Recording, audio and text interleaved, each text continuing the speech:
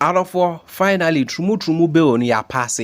In fact, a castle man penny mahama best sign nasa. They are called Parliment. Now they are called Parliment. Me also opposition party. Din komo. Say bill no mo dia ba no mistake wo ho. Na your opposition party ana no mo press o mo fa de enembra o mo famra Parliament. Enam so ma Sam George.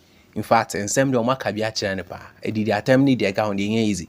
Sam George is one fan spare because Sam George ka say or yes anyo man say na be ya we mo man peni ma ba power.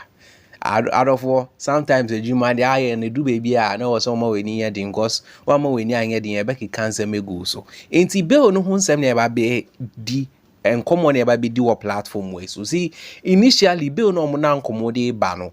Changes about when we yemiensa. Initially ne bill na ne bano. So we a lawyer, we a blogger, we a journalist, we a doctor, and now a nurse who you be who seek help edema anybody who is a victim to a trumu ye chiwa emrani ni ubedi. That was emra under the Akufo-Addo government. Almost shares ade no mode ba no. Emra na etare ho no. But changes abe musisi ane say NDC one no almost say we a lawyer, we a blogger, we a journalist, we a kind of saying lawyer, journalist, medical professional.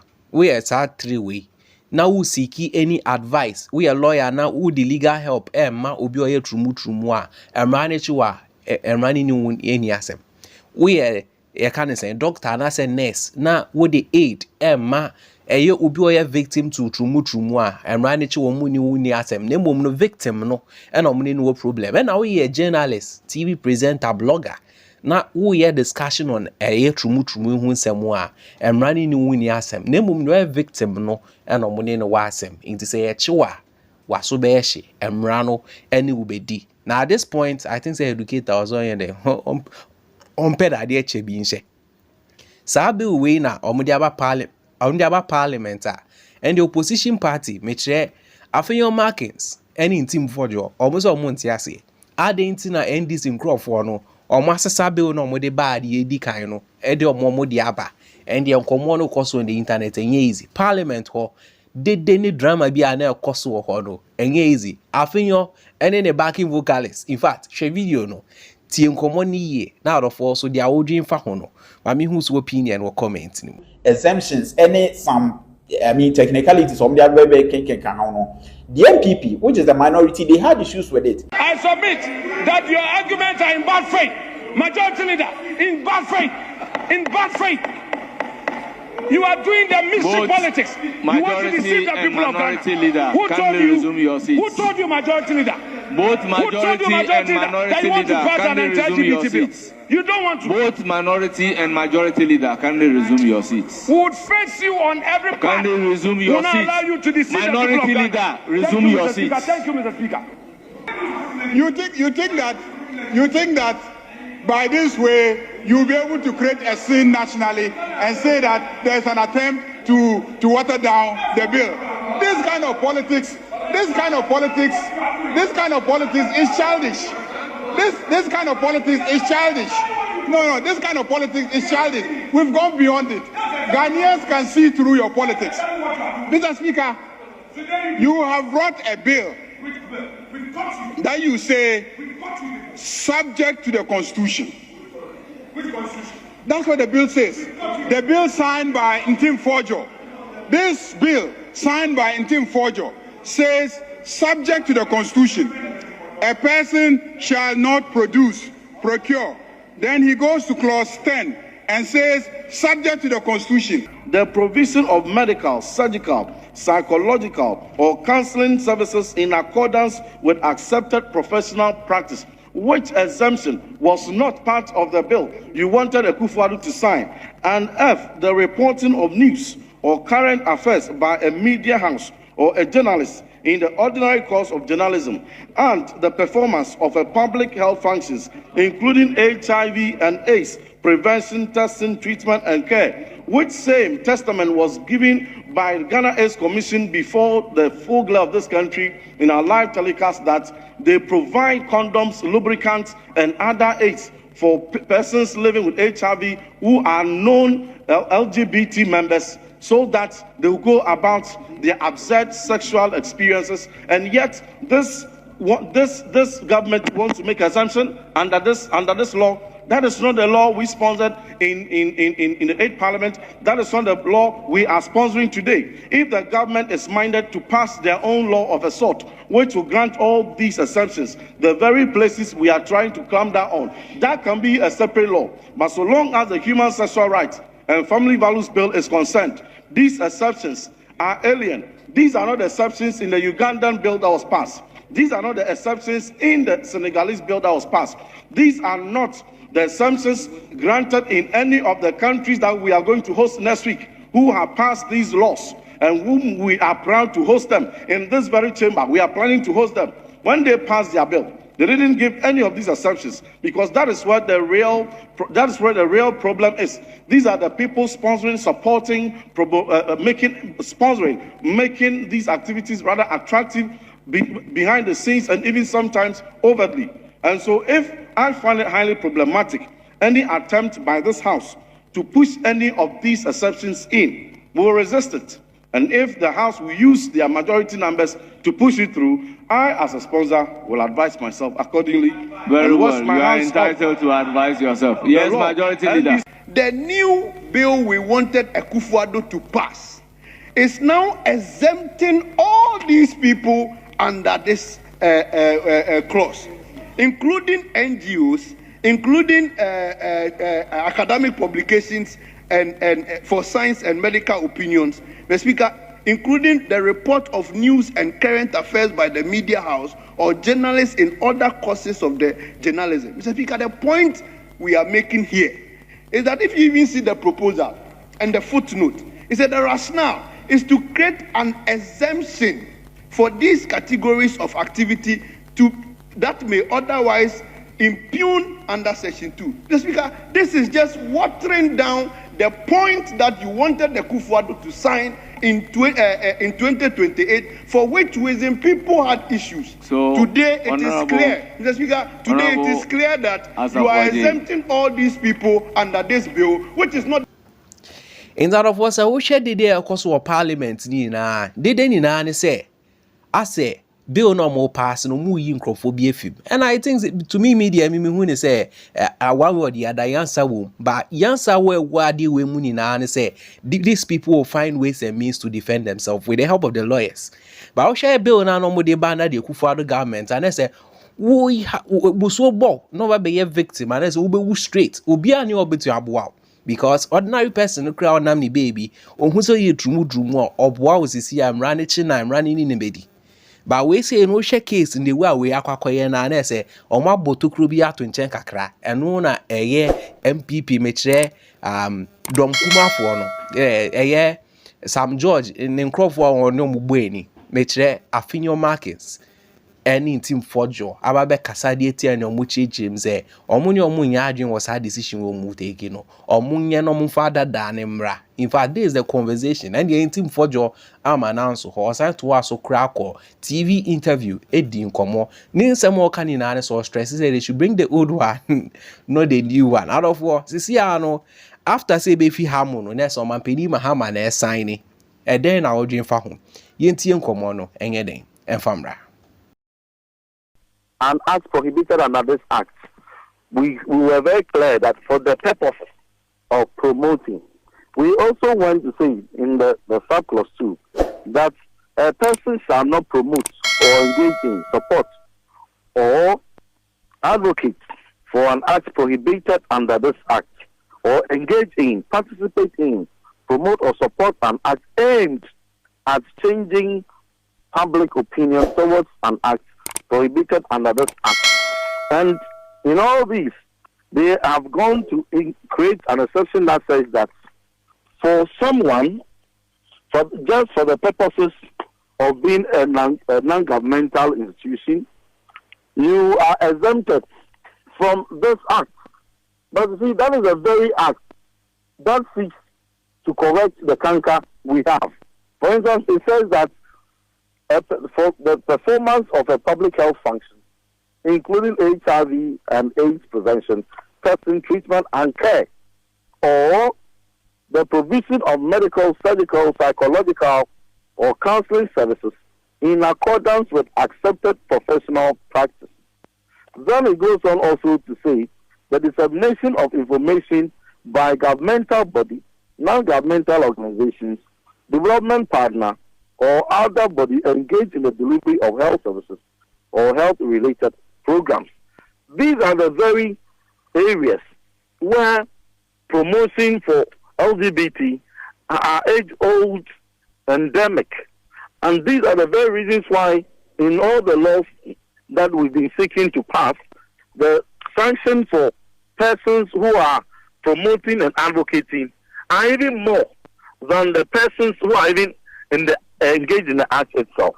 Then, Umaru, let me refer you that the intendment of the sponsors and in line with aspirations of the overwhelming majority of Ghanaians, we stated that, yes, there will be journalists.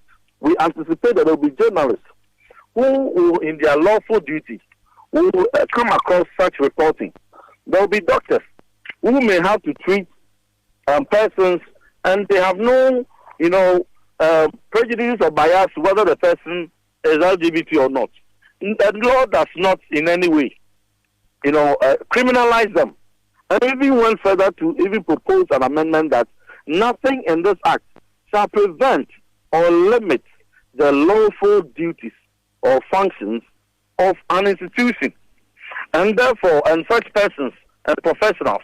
So long as you are in your lawful duty as a journalist, as a medical practitioner, there's nothing, even if you are NGO, you are a development partner, whichever institution, so long as it is lawful functions, which is not promoting, advocating for, campaigning for, this law in itself already is clear about that. But for you to go and say that in respect of such promotion and advocacy, which is the very meat and thrust of what we want to cure, the mischief we want to cure, you are granting exceptions so that the very, very dangerous, potential sponsors and advocates for such acts, which have always been underground, overtly and covertly, should be exempted. So which people are you clamping down? Which people are you really targeting? And what mischiefs are you curing by this law that you have passed? We stood on our feet on the floor to draw the attention of the speaker, who was presiding then, the first deputy speaker, to ensure that they see to these things. And yet, they will not budge. They use their numbers to bulldoze it, and so whatever that has come does not represent what I consulted GPCC, I consulted the Catholic Bishop Conference, I consulted the Christian Council of Ghana and the traditional leaders, the Muslim Islamic Council, and all the relevant stakeholders. Over 93% of the population who find such practices very highly repugnant to our values. That is not what they want. And clearly, this government, if they didn't want to pass a bill, could have just simply shied away from it. But they go and pass a bill which in itself is counterproductive, which in itself exempts the very group of people who are the targets. Because you remember when we were doing the public hearing, there were confessions from some of those categories that were exempted, publicly saying that yes, they support such activities. They give lubricants, condoms, and support and devices for persons living with HIV and persons who are conducting such acts. They say that they provide those services already, in openly admitting that they promote it. What we're saying is that remove the promotion and advocacy, remove the support that make these things attractive, remove those development partners or non-governmental organizations who have been renting premises, calling it resource centers, that for the past years we have had to resort to national security to close them down and always come to the media.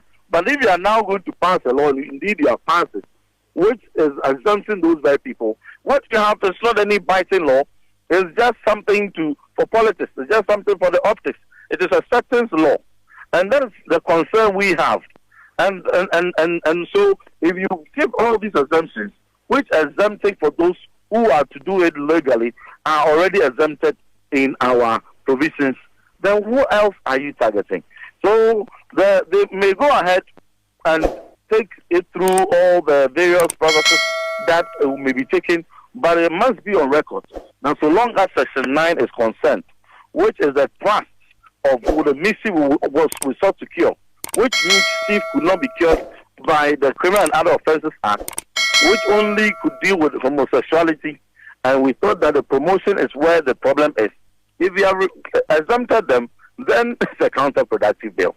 So nobody should go and politicize this. It should be a disappointment to the NDC hearer, the NDC citizen, the MPP citizen, the non-partisan citizen, whose only hope was that this parliament would have passed a bill that will actually target where the canker is coming from. But they have missed that opportunity, and therefore the bill, as it is now, does not represent what we submitted. Okay, so for you, the bill is healthy, save the inclusion of Section 9. That's the only problem you have with. Did you oppose the passage of the bill as a result, or you stood aloof, or you voted with the majority on this? No, we close to 1 hour. We stood on our feet.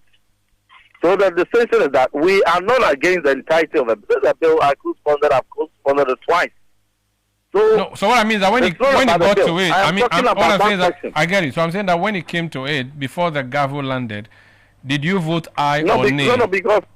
No, because see, that is not the class of the matter here. It's important. It's important. Just a second. You see. No. I know where you are getting at. Let me rephrase it. We want to know when history. With the greatest of respect. I respect you so much, Reverend. Reverend, if you could just indulge me, Reverend. About prohibition or propagation of. Reverend, if you could just listen to me, I'll be grateful. They have granted exemption. Reverend. So whatever bill Reverend. that they have presented, whether how many people gavelled it, whether how many people said aye or how many people said no, we are saying that we are looking at the specific provision in clause 9, okay, which is to deal with the real object, but it's counterproductive. You said it's counterproductive. I think we made that point. Yes. But I'll ask you again. In 2036, 10 years from now, if I pick the parliamentary Hansard, I would want to know when this bill was passed in 2026, how the majority voted and how the minority voted. Did you abstain as a minority? Did you vote yes or aye? Or you walked out? What happened in the chamber today? There was no walkout. Nobody walked out. Did you vote aye? There was no walkout. What we are saying is that we haven't answered the question. So did you vote aye or nay? No, please. We stayed on our feet. And this question that you are asking, I really doubt where you want to get at, because in any case, this is a government that has over 188 members. Yes, and but the minority can still have your say. You call yourself the mighty minority. So if you sponsor a bill, Honorable, and you see, for purposes of records, your house, Honorable, Reverend, respectfully, your house, Reverend, draw the attention of Parliament that this particular clause defeats the entire thing we are doing for close to 1 hour, and you are ignored. Whatever you say at the end of the gavel, whether nay or nay, is inconsequential. No, they use their numbers. But it will be seen on the records that you voted yes or no. It's inconsequential. Very well.